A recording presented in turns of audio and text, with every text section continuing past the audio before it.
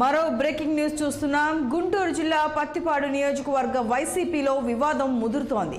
Kakumanu YCP కార్యాలయం ప్రారంభోత్సవంలో ఇరు వర్గాల మధ్య ఘర్షణ చోటు చేసుకుంది.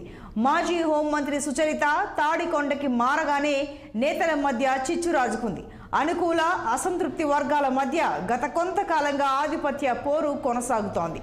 ప్రతిపాడు ఇన్ఛార్జ్ బాలసాని కిరణ్ కుమార్ ఎదుటే ఒకరిపై మరొకరు దాడి చేసుకున్నారు. జిల్లా మార్కెట్ కమిటీ చైర్మన్ రామకృష్ణ వారిస్తున్నా రెండు వర్గాలుగా చీలిపోయి దాడులు చేసుకున్నారు. ఇరు వర్గాలు పరస్పరం దాడులు చేసుకోవడంతో పోలీసులు రంగప్రవేశం చేసి వారిని చెదరగొట్టారు.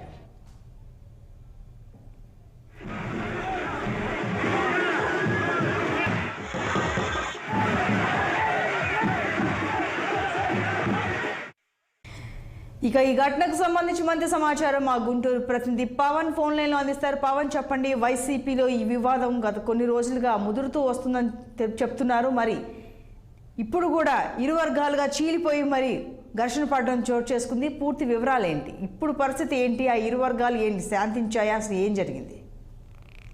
సంతోషి, ఏదైతే గుంటూరు జిల్లా పత్తిపాడు నియోజకవర్గం కాకుమానులో ఈ యొక్క వర్గపోరు అయితే మాత్రం రచ్చకెక్కింది.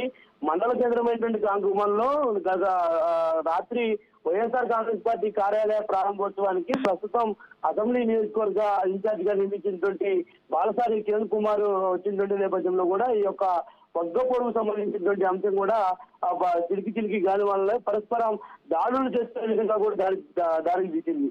ఏదైతే ఈ యొక్క వర్గానికి సంబంధించినటువంటి విషయం జిల్లా వ్యవసాయ కమిటీ చైర్మన్ శివరామకృష్ణ వారిని వారిస్తున్నప్పటికీ కూడా వారు సత్యమీరా అంటూ కూడా ఒకరిపై ఒకరు దాడులకు దిగినటువంటి పరిస్థితి కూడా బాలసాని కిరణ్ ముందే ఈ యొక్క పరిస్థితులు కూడా దారి తీశాయి.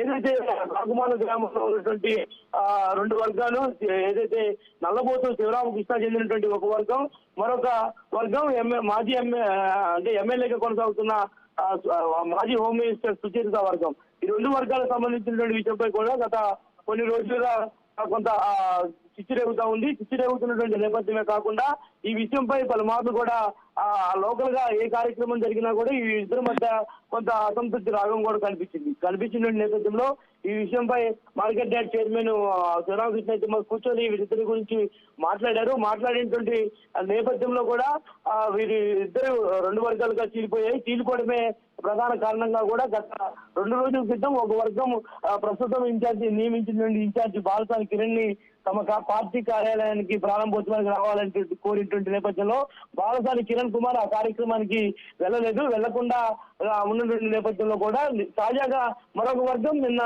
రాత్రి పార్టీ కార్యాలయం శంకుస్థాపన కూడా ఆయన్ని ఆహ్వానించిన నేపథ్యంలో కూడా బాలసాని కిరణ్ కుమార్ నిన్న పిలిచినటువంటి వర్గానికి అనుకూలంగా కూడా ఆ గ్రామానికి వెళ్ళినటువంటి నేపథ్యంలో వారంతా కూడా అక్కడ బాలసంచ కాలుస్తూ బాంబు మోతులు డబ్బులు మోతులు ఆయన్ని ఘనంగా గ్రామంలో ఆహ్వానించినటువంటి నేపథ్యంలో మరొక వర్గం తమ పిలిస్తే పార్టీ కార్యాలయం ప్రారంభానికి రాని బాలసాని కిరణ్ కుమార్ పై కూడా కొంత అసంతృప్తి వ్యక్తం చేస్తూ వ్యతిరేకంగా నినాదాలు చేస్తూ కూడా ఆ గ్రామంలో ముందుకు వచ్చిన నేపథ్యంలో ఈ వర్గం ఆ వర్గం ఒకసారిగా పరస్పరం దాడులు చేసుకున్నటువంటి పరిస్థితి కూడా కనిపించింది. మరి పోలీసులు వెంటనే రంగప్రవేశం చేసి కూడా అందరినీ కూడా చెదరగొట్టిన నేపథ్యంలో ఈ వివాదం కాస్త సద్దుమరిగిందని చెప్పుకోవాలి. మరి ఈ యొక్క ఏదైతే ప్రస్తుతం పత్తిపాడు నియోజకవర్గంలో కొనసాగుతున్నటువంటి అసంతృప్తుల వరవంకి సంబంధించి కూడా ఇటు మాజీ హోమ్ మినిస్టర్ సుచరిత వర్గం, అదేవిధంగా ప్రస్తుతం కొనసాగుతున్నటువంటి మరొక వర్గం మధ్య కొంత చిచ్చు రేగుతున్నటువంటి నేపథ్యంలో మరి ఈ విషయంపై ఏదైతే జిల్లాలో ఉన్నటువంటి నేతలైతే మాత్రం మరి ఏం చేస్తారు ఏంటనేది కూడా కొంత వేచి చూడాల్సినటువంటి అవసరం అయితే ఖచ్చితంగా కనిపిస్తా ఉంది.